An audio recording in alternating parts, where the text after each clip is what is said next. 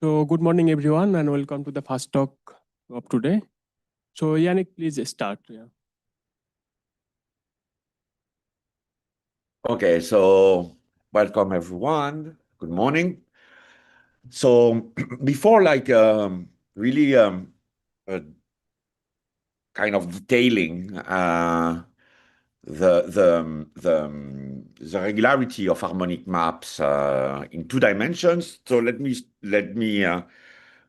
review what we treated, what I discussed yesterday. Okay, so oops. Oh, let me put that in full screen. Uh, mm, mm. Let me share again. Here we go. Okay. Okay. So yesterday. So let's consider it's basically a summary. Let's consider 2 manifolds M and N, which are closed and without boundary. And so we assume that the target N, okay, is isometrically embedded by Nash, by a Euclidean space by Nash embedding. So then this means that we have coordinates, if you want, or components, in this case, U1, UK. And your map is, you can define on your map from M into N, a very natural energy, at least through this embedding. And basically, an harmonic map is a critical point of this Dirichlet energy. And so if everything is going well, if you are smooth enough, it satisfies the equation, which is in blue. And here, let me recall that A is just the second fundamental form of the manifold N is sitting in RK. So here, I put several names, at least for the record, but I'm missing plenty of them. There is a huge amount of literature dealing with this equation and this problem in a lot of very different frameworks. If you are considering, here I'm considering only a Riemannian manifold, but you could consider sub-Riemannian cases, even if this is much less understood, complex cases, metric spaces. So there is a lot of frameworks for which this problem is meaningful, as is interesting actually to investigate. So, but let's stick to the kind of classical setup. So basically, whenever the target is a sphere, so with the Euclidean metric, I showed yesterday how to deduce that the equation, this kind of ugly equation here, number 1, could be written actually as a much simpler equation, which is minus Laplace u equal to gradient u square u. And I discussed the features of this equation, and one of the important ones is the fact that if you take a weak solution of the equation, so for example, a solution constructed by minimization for a boundary value problem, then you would get the right-hand side would be only in L1, okay? So I will expand later today what I mean by difficult structure, and this is where it is actually the really the regularity bootstrap in 2 dimensions is lying. It's really the difficult the algebraic structure of the right-hand side of this equation, which is making things good for regularity.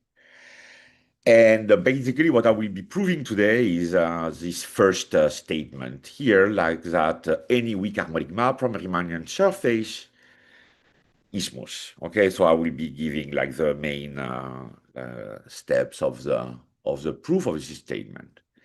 And so it's somehow like, at least at the level of the regularity, addresses completely the case when the domain is a surface, is two-dimensional.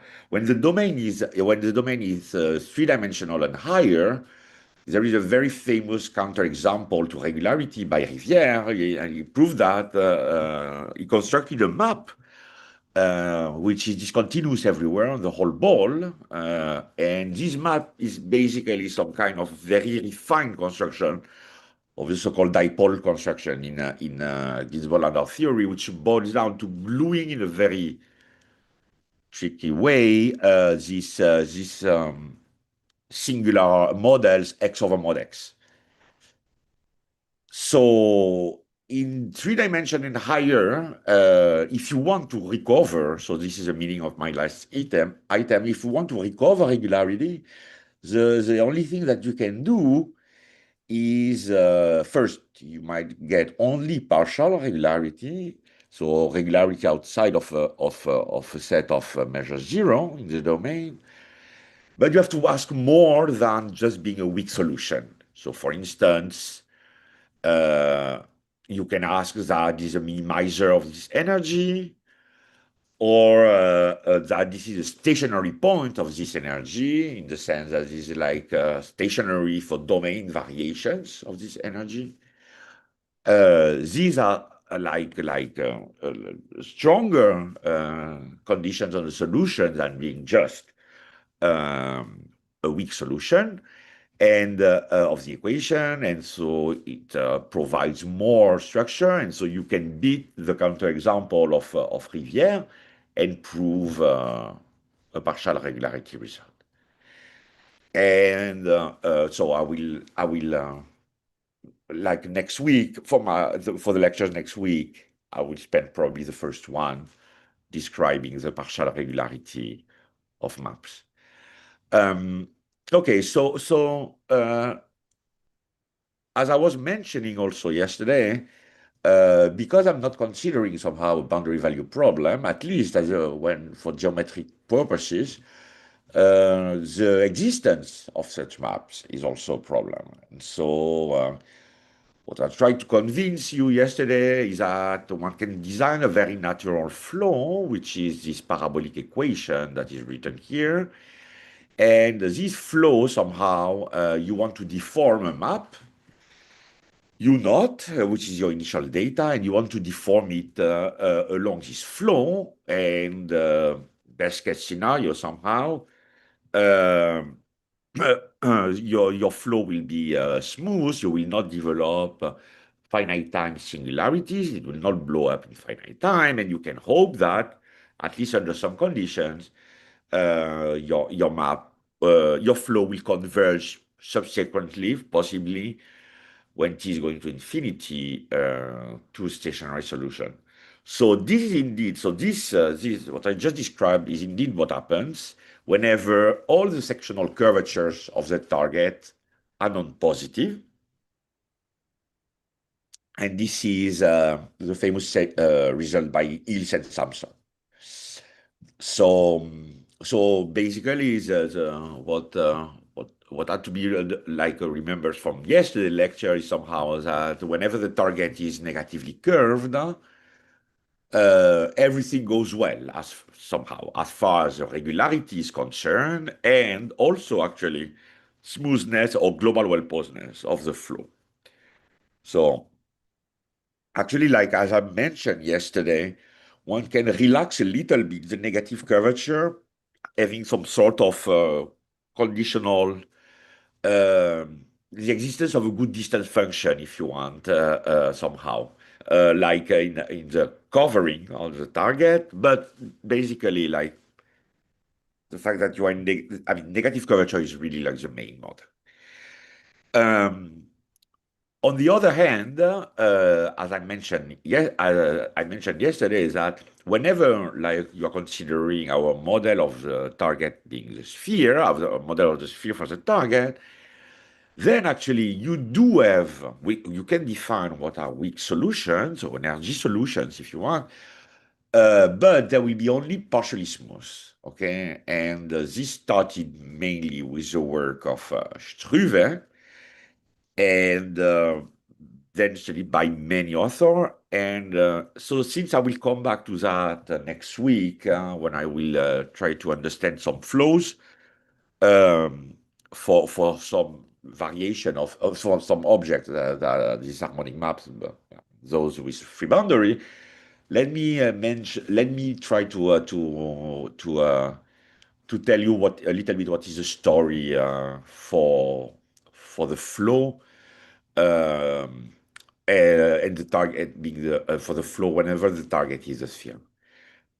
So basically, you want to investigate, or you want to understand the well-posedness of the following system. So ut equal to Laplace u plus gradient u square u. So here u is a map from, let's say, a two-dimensional domain, okay, omega, into the sphere. You could take you could take, for example, the torus if you don't want to have boundary conditions somehow. But yeah, for the what I'm going to talk about, it's not important at the moment. So basically, like Hills and Sampson looked at the case whenever the target is negatively curved. But of course, like the introduction, I mean, the gradient flow theory can be also investigated when the target is positively curved in the case of the sphere. And actually, like what happens is that you cannot rule out, even in 2 dimensions, for the domain, you cannot rule out the occurrence of finite type singularities. So I will have the occasion later in the next lectures to give a precise statement, but one needs to see that one needs to remember that the flow, even in 2 dimensions, even if the stationary solution does not have defects in 2 dimensions, there is full regularity for the harmonic map equation. The flow, on the other hand, blows up, and the way it blows up has been understood is by the works of many people. First, it's going to be blowing up at the level of the gradient, okay? Because I mean, this flow, almost by construction, like preserves the L2, the constraint, okay? So this is like, you did everything for that. So the flow preserves the constraints, modulus of u square equal to 1, right? So if a quantity has to blow up, it has to be the gradient of the map, okay? And actually, like, you have like a much more precise description of the way it blows up, and actually, like, a blow up occurs as a concentration of energy. So in a longer sequence of times, which is approaching the time of where the continuity breaks, so you're going to have the appearance of discontinuity in space, right? The energy density, okay, so the measure gradient u square dx is we start converging to a nice measure, okay, gradient u star square dx, okay, a nice measure, plus a bunch of masses, okay, so which have like the topology of the ball, if you want, and coming with a quantized phenomenon, because mi here are integers, there is k masses, and the masses occur at the point qi of the domain, and so delta qi are direct masses, and there are k of them, and this number depends on the initial energy of the map. Okay, so one can give actually like a much more precise statement and a much more precise description of the way the flow develops singularities. But basically, the thing important to remember is that whenever you are positively curved, for as far as like you don't have any other assumption than having finite energy. So in particular, I'm not assuming that the initial data has small energy. I'm just assuming that the initial data has finite energy.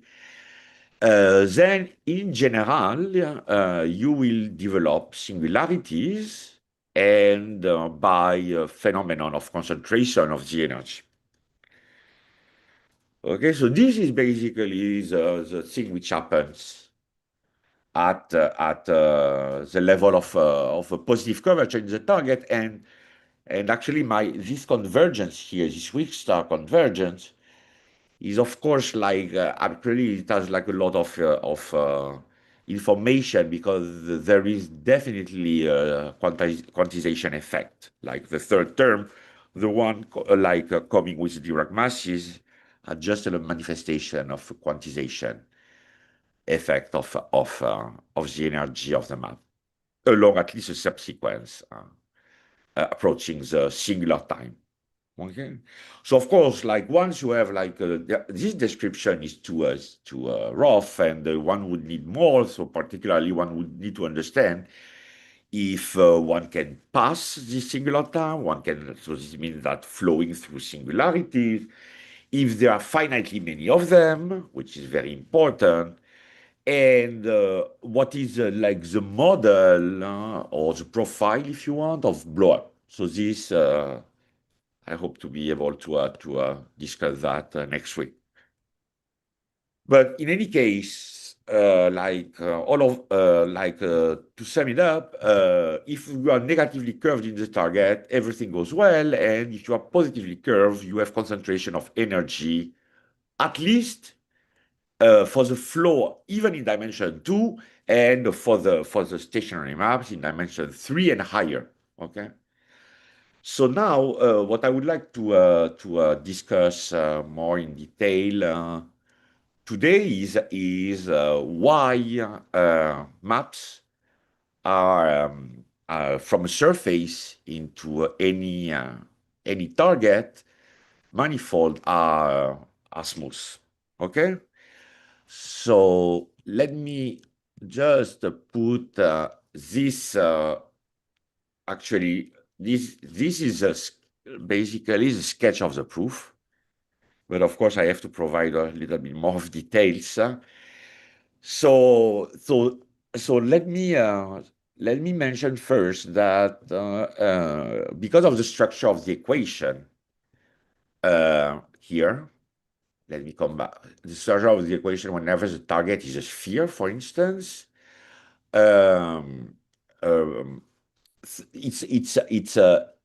it cannot be an easy task to prove regularity. I mean, once again, you have these two terms competing, which are like a problem. However, there is something happening. First, in dimension 2, is that when the domain is two-dimensional, this energy is actually like conformally invariant. It's conformally, this energy is, if you take a conformal map, then and you compose your map with this conformal map, then the energy will be invariant. So the energy will not change. So there is like some sort of transformation, which is like keeping the energy in two dimensions, and this is part of the this is also part of the regularity, actually. So what I will describe today is a roadmap to the last theorem here, which is due to Elin, and for minimizers, Shane and Uhlenbeck, and actually I should have quoted Evans also for stationary map. So any weak harmonic map from a closed surface into any Riemannian manifold, closed Riemannian manifold is smooth. Okay? So as you can see, like this is my last statement, but there are two of previous statements, which are actually the building blocks of this theorem. And this is like what I would like mainly to discuss today. So the first one is a famous statement of the famous result of Koifman, Lyons, Meyer, and Sams, and which is what I called before the difficult lemma. And the second statement is actually like a consequence of Calderon-Zygmunt theory. And you might ask, what is this strange-looking H1 space? This is not the Sobolev space.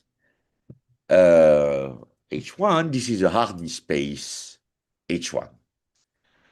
Okay, so let me move to the tablet, and now let me explain you how to prove okay,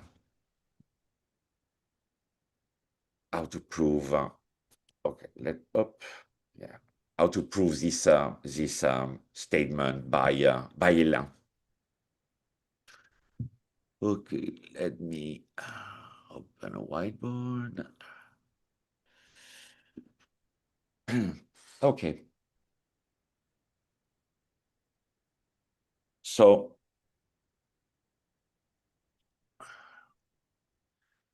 okay, so what I would like to prove is the following. I would like to discuss what are the proofs. So I will talk only about the case of spheres, just to simplify my life. So sorry. Sorry. I will discuss only the case of spheres because it's I don't want to go into too technical issues when the target is any manifold. But basically, the method that I will describe will allow you to prove for any target. Okay, so U here is, so I'm looking at a regularity result. Okay, so it's a local one, so I can go into the disk, okay, with the unit disk with the flat metric, okay, and here any sphere, okay. So what I want to prove is the following theorem, which is due to Hélin. Any weak map U is C infinity. Okay? Okay, so so this is basically the statement that I want to address. Okay, so first, let me mention the first theorem that I would need, which is the following. If I prove that U is continuous, okay, locally, okay, in your domain D1, then U is C1 alpha. Okay, so this is, so it should be clear that if U is C1 alpha, a classical bootstrap argument based on regularity theory, elliptic regularity, would ensure that I'm C infinity, right? Okay, no question. So this statement is not too hard to establish, and this is basically like a consequence of Cacciopoli inequality. Okay, oops, sorry. A Cacciopoli inequality, so typically energy inequality, plus the Campanato characterization of C1 alpha spaces. So the fact that U is a function U is C1 alpha if basically if U minus it's any in any linear map has some geometric decay in ball of reducer. Okay, so this is something with, except the energy inequality, this is something which is not relying too much on the equation. Okay, or the very specific form, I should say, of the equation. Okay, so I will skip. This the proof of this first theorem, right? Is there any question or? Okay. So basically, my first theorem tells me that I can do already the a reduction, and I just need to prove that any weak map, so any H1 map, any Sobolev map, locally Sobolev, is continuous. Okay. Okay. So let me find the notes.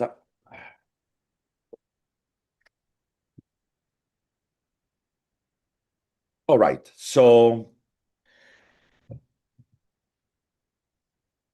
I can forget that for the moment, and my goal now is just to prove that. So the goal. So let me write it here. The goal is. Oops. The goal is to prove that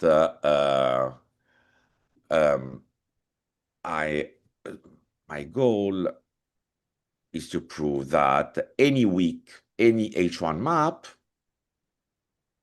right, is continuous. Okay. Okay. So as I mentioned already, we're going to use the structure of the equation, but first I have to do I have to introduce several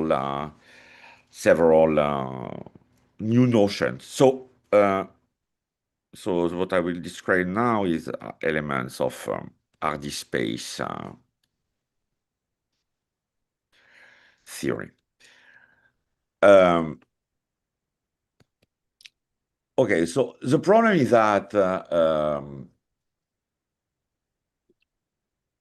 as I was mentioning, we are somehow in some sort of borderline case, right? Because I remind you that my equation is that, and so this is only L1, and L1 is borderline for Calderon-Zygmund, right?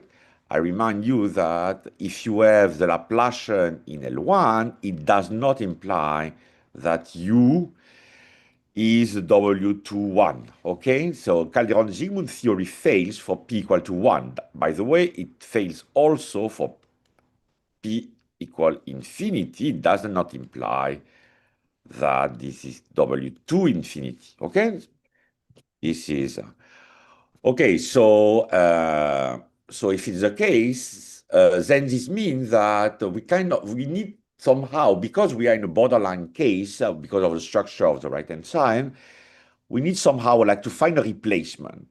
So let's first find a replacement for L infinity. So John and Nirenberg introduce the following space of BMO functions. So the function U is BMO if it's measurable, and on omega, okay, on a domain, okay, and U is L1 of every ball in omega, and it has this finite semi-norm, which is that U in BMO is, so of omega, you take the soup of all the balls contained in omega and you average out, let me write it better, and you average out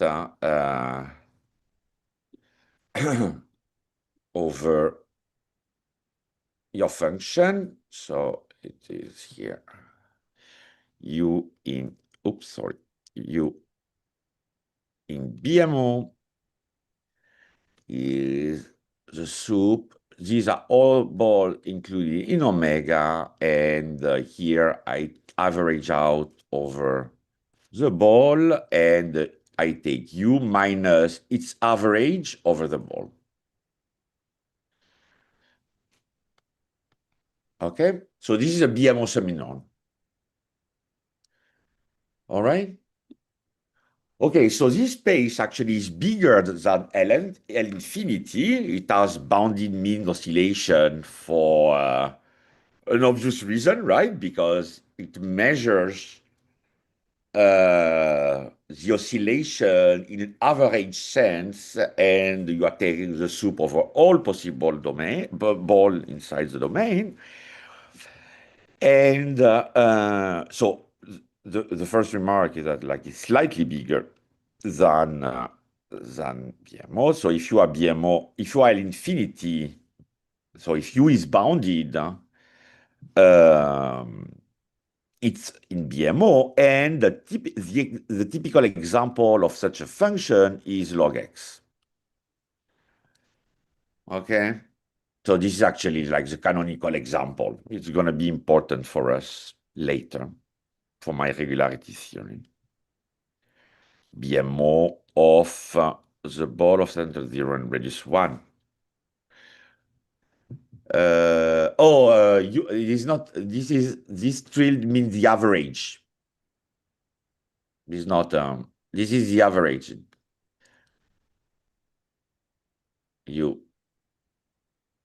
It's U minus, it's average, okay? Sorry, like on the ball, it's average on the ball. Thank you. Up, okay. All right, so why do I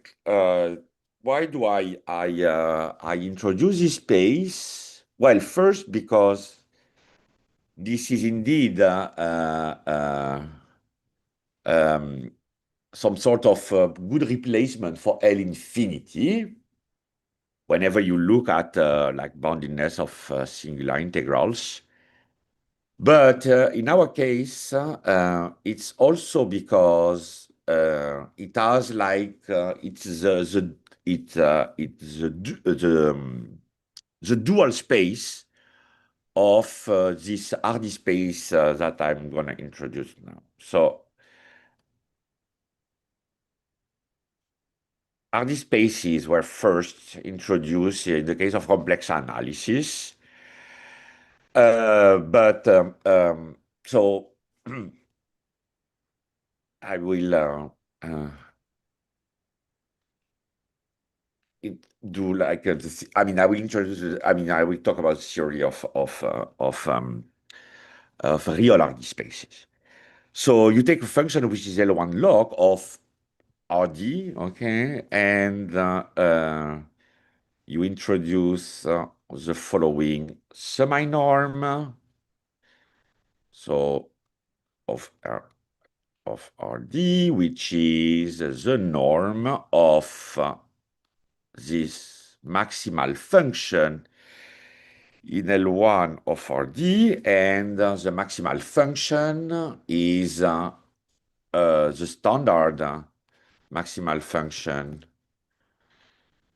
of, it's the standard maximal function given by the soup for t positive of phi t convolved with u of x, and phi t is an approximation of the identity.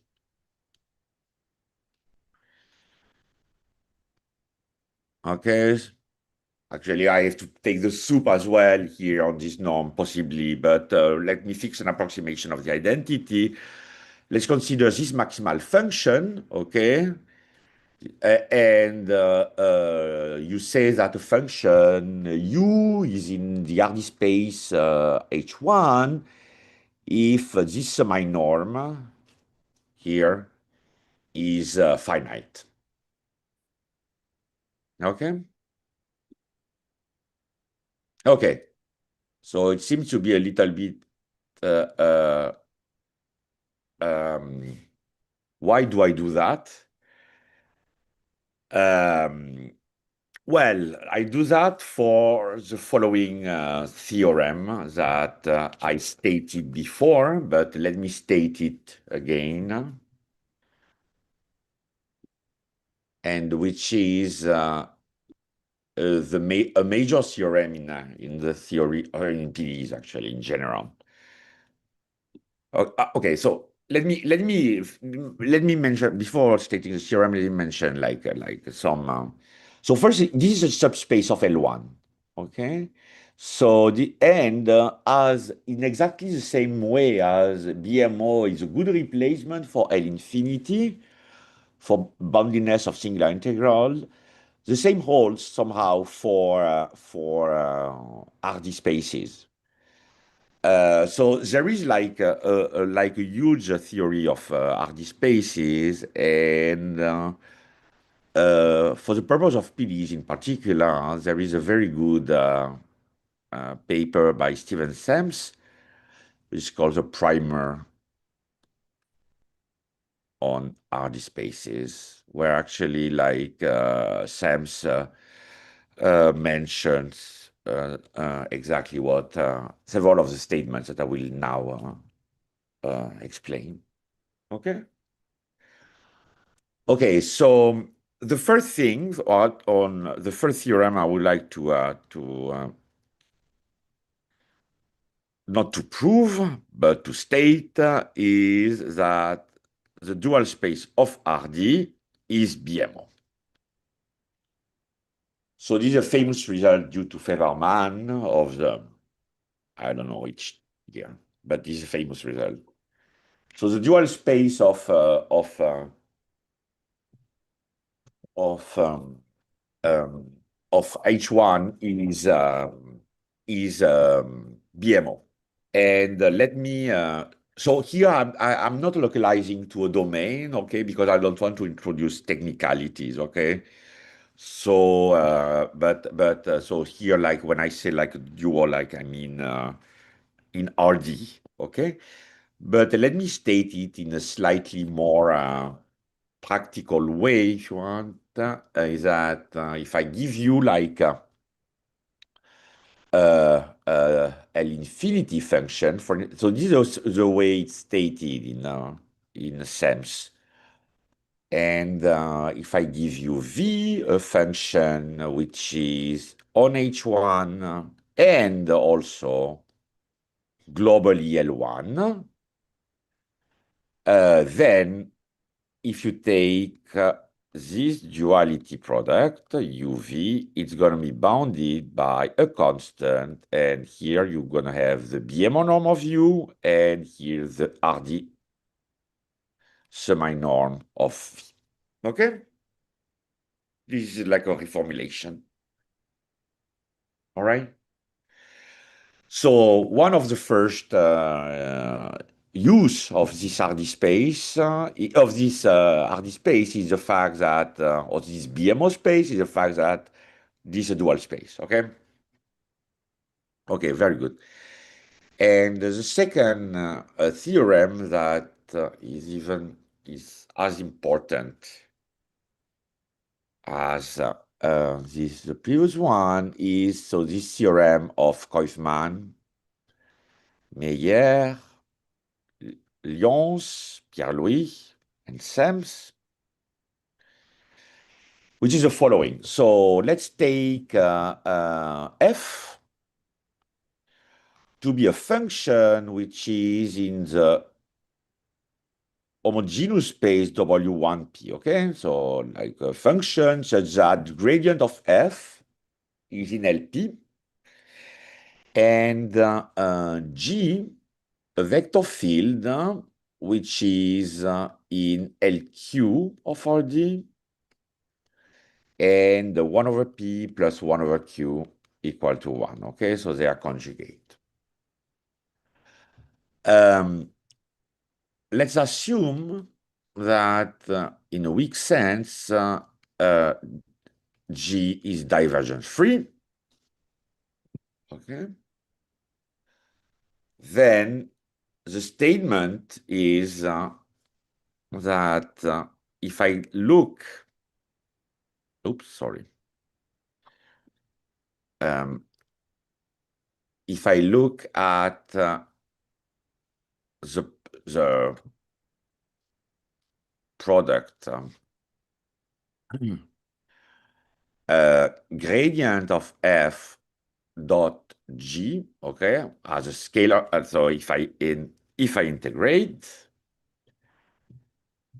then this is actually less than gradient of f in LP and gradient of g in LQ, and this function is RD.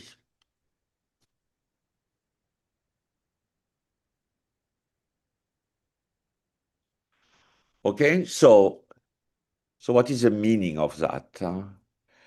So this theorem tells me that if I have a function which is curl-free, if I take a gradient, a function, and I build this gradient, okay? So in particular, of course, by definition, the curl of f is 0, right? Because this is the curl of gradient f. It's a gradient, so the curl of f is 0, and the div of g is 0 by assumption, right? Here, then gradient f dot g should be in only L1. This is what Hyder would give me. But actually, no, it's this product is in the space H1, the Yardi space H1. So it's in a better space than H1, and actually than L1, sorry, and actually it comes with a norm estimate. Okay.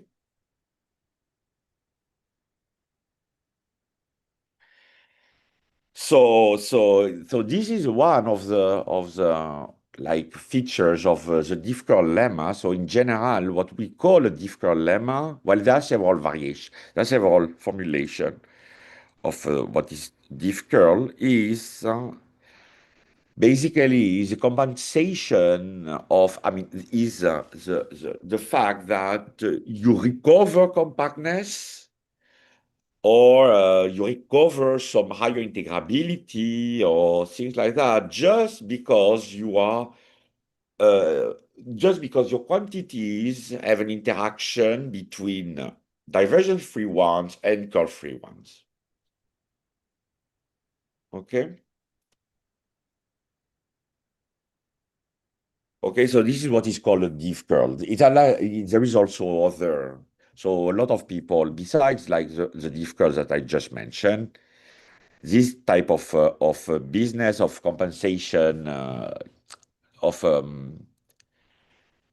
compactness by compensation goes back to Tartar, Murat, and many others.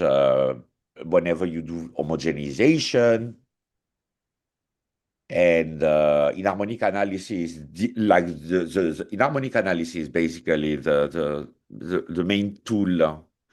What harmonic analysis called diff-curl is what I just quoted, just stated here, okay?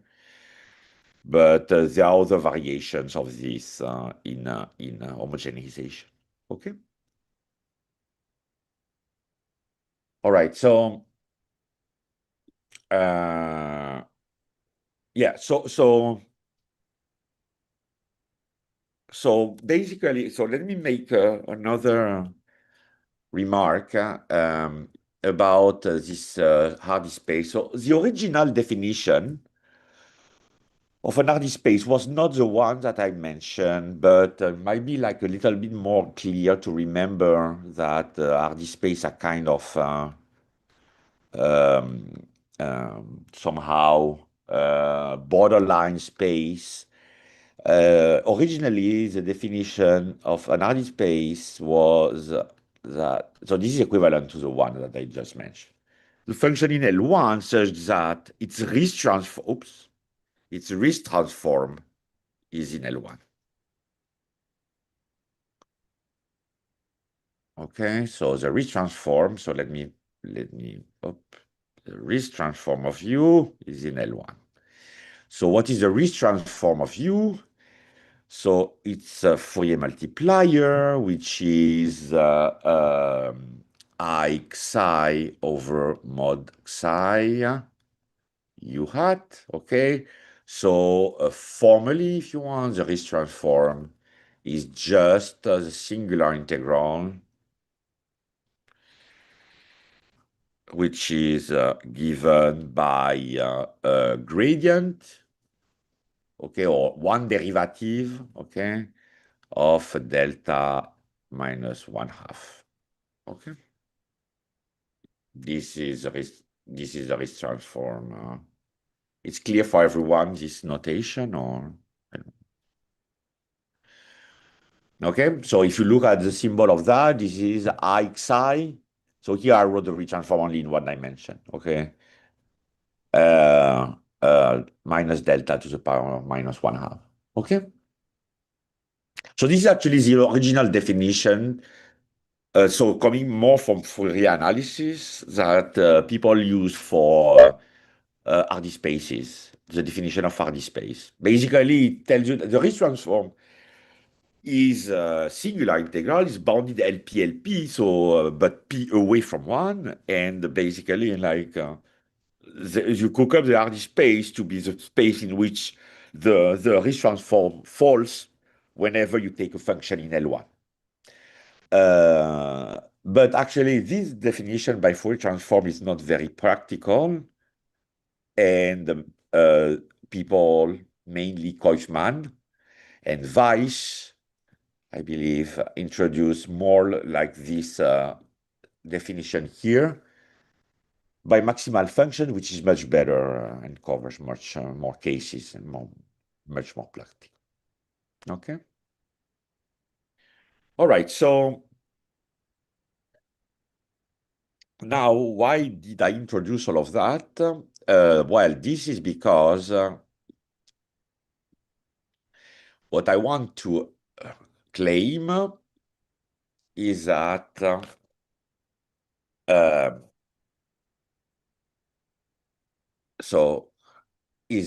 my equation has a difficult structure. So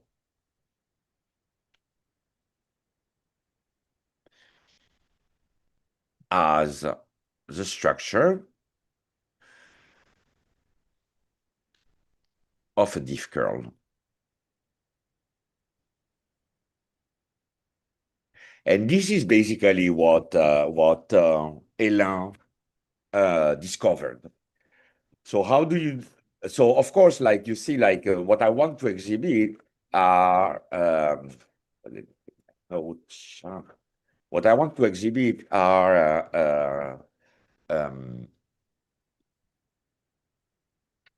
quantities of the type gradient of something times a vector field which is divergence free. So basically, like it's not, I mean, it's not clear, but actually there is a small computation that one can do, which is the following, is that, so okay, first let me rewrite the equation component-wise, okay? So it's gonna be easier for me. Okay, so these are the components. And what you can check is that using the fact that u squared is equal to 1, okay? Which means, of course, that, well, which implies that gradient u squared is equal to 0, right? So, which you can write, if you expand what it is, sum from k equal to 1 to L, okay? L is the dimension of my target of UK gradient UK equal to 0, okay? So here you see, like here, this is, I'm just like differentiating the constraint, okay? Then, if you use this identity, you can prove that the equation can be written as,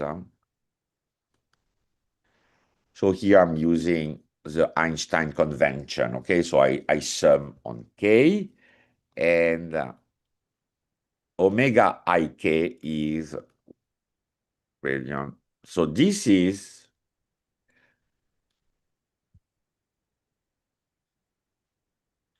okay? Here I'm just, if you are looking at the indexes, I'm just rewriting the equation, okay? My right-hand side.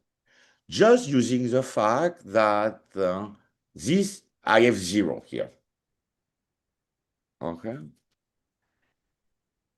And it happens that one can prove that, so here you see this is UI is a number, but these are gradients, right? Okay, you can prove that divergence of this vector is 0.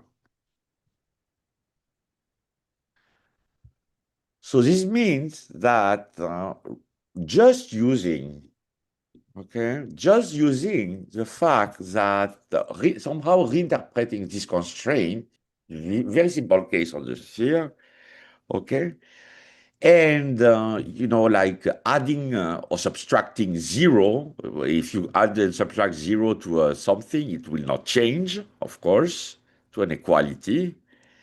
Then you can prove that this equation here is actually equivalent. I mean, this equation here is exactly this. I mean, this is just this equation rewritten. Okay, but now I'm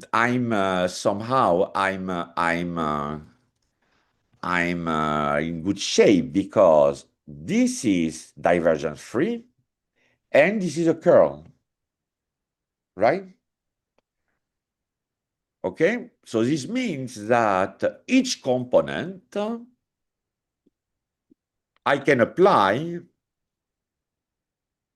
okay, so I can apply Kaufman, Lyons, Meyer, and Sams for P equal to Q equal to 2, right? Because what is not noticeable here is that the dependence of this vector is only on one power of the gradient. It does not depend on gradient Q square anymore because the gradient, I have unfolded the square, if you want, right? By putting one piece here. So, so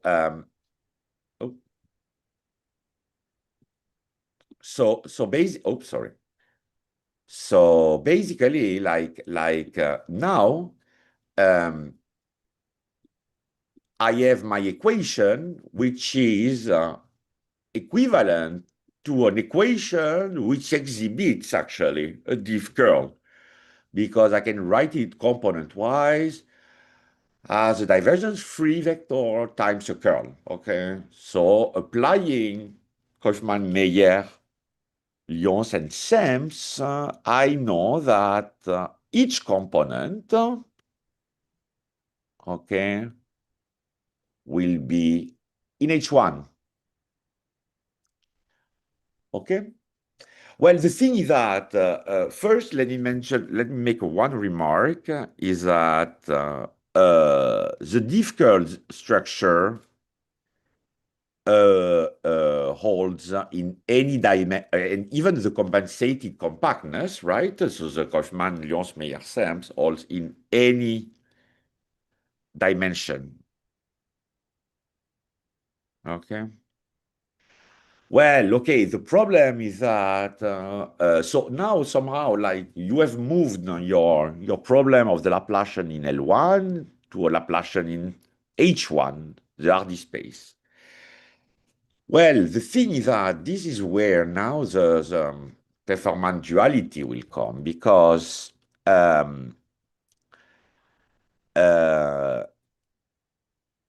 okay, so because we can prove the following theorem, and I will give you a hint on how to prove it. So the following theorem, which is just Calderon-Zygmunt, is the fact that if you have the Laplacian in H1 for the plane, then this implies that U is continuous. So you see, you are not allowed to say that in L1. However, for the Laplacian in L1. However, if the Laplacian is in H1, it holds. And the reason why, so this is actually a consequence of the Pfefferman duality, and just using the fact that, so this is a consequence of Pfefferman duality, consequence of Pfefferman result, and because the fundamental solution of the Laplacian is, so let me write it this way, times, let me write it like this. Oh, and this is log. Hello, sir. Yeah? I think your screen is stuck. Can you scroll up, scroll down? Here, do you see or not? No, no. It's frozen. Something. Oh, it's frozen. Oh, let me see. Let me stop sharing maybe, and or let me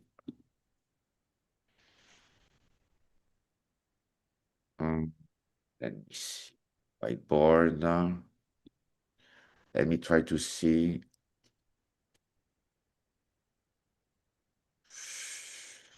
Hmm. Do you see something here, or? No, it's the same. Ah.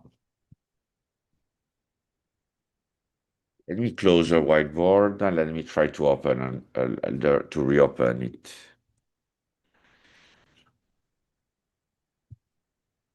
Okay, so not this one. Yeah, now we can see.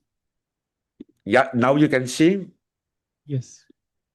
Let me try to see if I add like the other one. I think that my other. Okay, and now you can see or not? We see the previous screen, not the. Now you are scrolling down. So yeah, now we can see. You can see or not? Yes. Okay, perfect. So I don't know where you lost me, but so let me so let me come back. So again, so I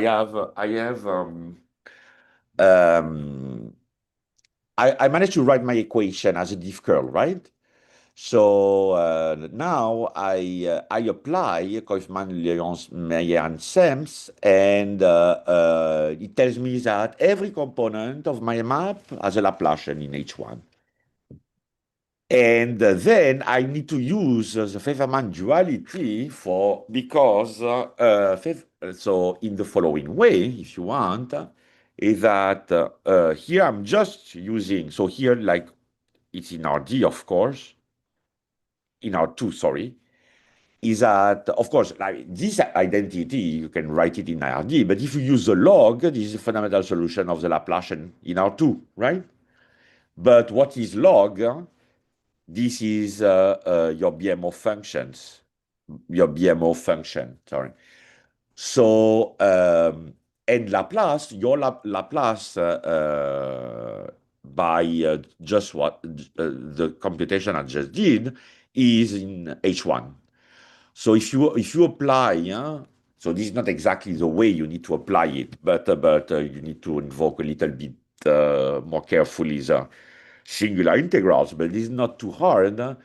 Just using Feynman duality and a little bit of Calderon-Zygmunt, you conclude that U has to be continuous. Okay, here I have written some sense anything but the duality H1 BMO, right? And it gives me automatically that U is continuous. But of course, this result holds only in 2 dimensions, okay? Because in dimension 3 and higher, the fundamental solution is, of course, now it's no longer parabolic, so it's n d minus 2, okay? And it's no longer a BMO function, okay? So you cannot apply Feynman result. Okay? So let me, in the remaining time, let me mention, so this is exactly, so let me maybe come back, let me come back maybe to my slide, yeah, here, up. My slide was basically like summarizing what I just explained in a much more kind of sketchy way, of course. So you exhibit the differential structure out of the equation. You apply Kaufman-Lyons, Meyer, and Sams, and you apply Calderon-Zygmunt and Feynman duality. So let me mention a few things. So there are other proofs of the regularity, actually. Not all of them are requiring so much machinery, particularly the Feynman duality. However, they are all based one way or another on some sort of compensated compactness, in the sense that exhibiting a very special structure which allows you to gain compactness or gain integrability if you want. So somehow none of the available proofs of this result of Hélin are conceptually much simpler, at least for me. So there is, so let me mention a few names. There is one by, so there is an alternate proof by Alice Chang, Li He Wang, and Paul Yang. So at CPAM. And they avoid using the Feynman duality. However, it's based on like heavier somehow elliptic regularity and finer properties of BMO spaces. Okay, but they managed to avoid Feynman duality in any case. There is also actually there is also another proof, another one, which is due to Rivière, where actually somehow the proof of Rivière is actually somehow the proof of this diff curl or this algebraic structure of the right-hand side for my equation belongs to wider classes of this curl, if you want, that for like that Rivière proved. So in particular, it applies to other equations and to structures which are different. Okay. So let me mention. So now, what about the case of any target? Whenever U is from a disk, okay, into any target. So of course, here when I was considering all the time the sphere, and clearly I was using heavily this structure. It happens that when you have general manifold, you can design some sort of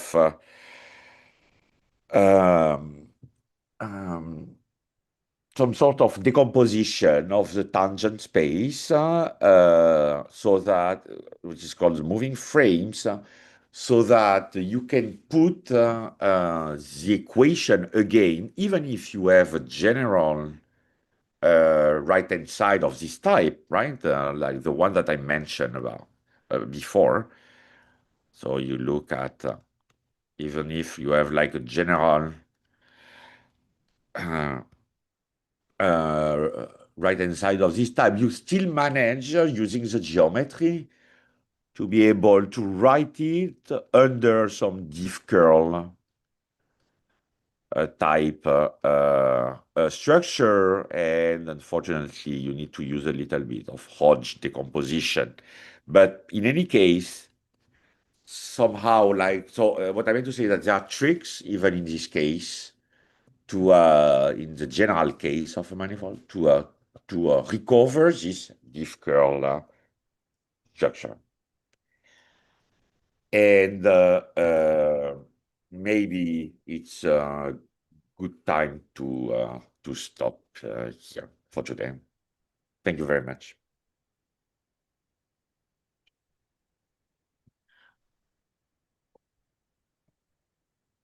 So are there any questions? Hello, sir. Yes.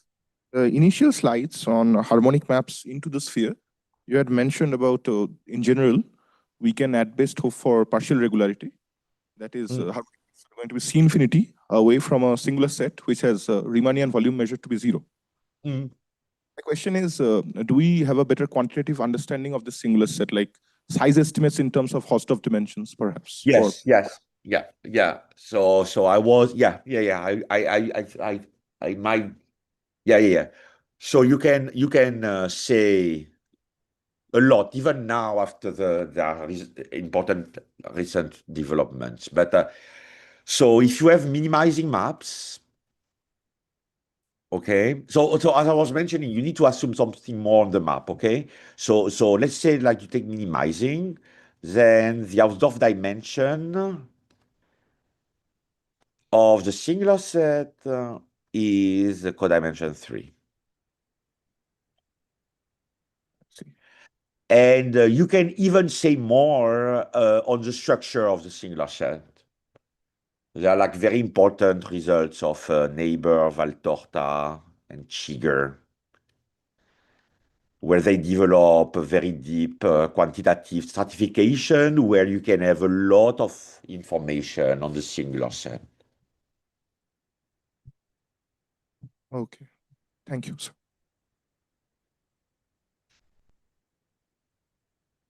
Any more question?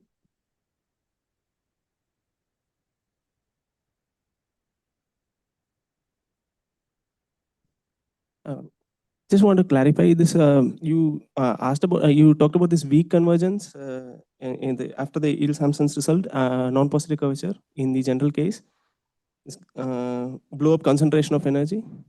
So you had this sense of weak star convergence where you also have in terms of meshes. This Dirac meshes, do they always occur, or is there way this concentration points, they always occur in the convergence, or Yeah.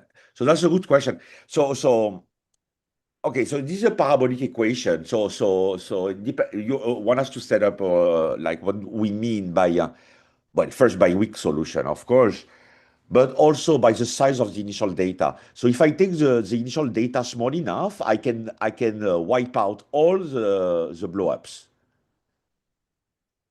And like blow-up occurs whenever the energy of the initial data is larger than 4 pi that was actually appearing in my the development in the formula of the convergence of the measures. And this is the energy of a map U, which is a global map of this in R2. And here R2 with values in S2. So the answer is, if you take the energy of the initial data small enough, you have global existence and smoothness. And then if you take, you have a quantization effect depending on how, if you take an energy which is bigger than this, like the energy of a map, because all these maps here are classified from R2 into S2 by this is complex analysis. Then indeed, like you have masses occurring. So this So 4 pi yeah. will change. This 4 pi will Yeah. change if you change the target, right? Oh yeah. Like I'm discussing here the case of S2. If I have another, like I don't know. Okay, so the conjectural picture, okay, that I just described in the picture that I just described, whenever the target is S2, is conjectural also for other manifolds, okay, which are not S2. The question is, I'm not sure that this is written even for partially. Okay, here, like a very important fact here is that all the maps from S2, because you are taking a finite energy map, okay? So you can do a stereographic projection and compactify, I mean, like wrap around R2 into S2, right? Minus a pole. And then since you have like finite energy, basically this map, capital U that I introduced here, induces naturally a map from S2 into S2. And I'm really using the fact that I know what are the maps S2 into S2. If I have S2 into N, where N is a general manifold, then I don't have such classifications in general. Even if, like, the occurrence of blow-up should be at the place where you have the first map, the lowest energy for maps from S2 into this manifold N. But yeah, like the picture is much less precise if you have like other targets, other general targets. Okay. So any more question from online audience?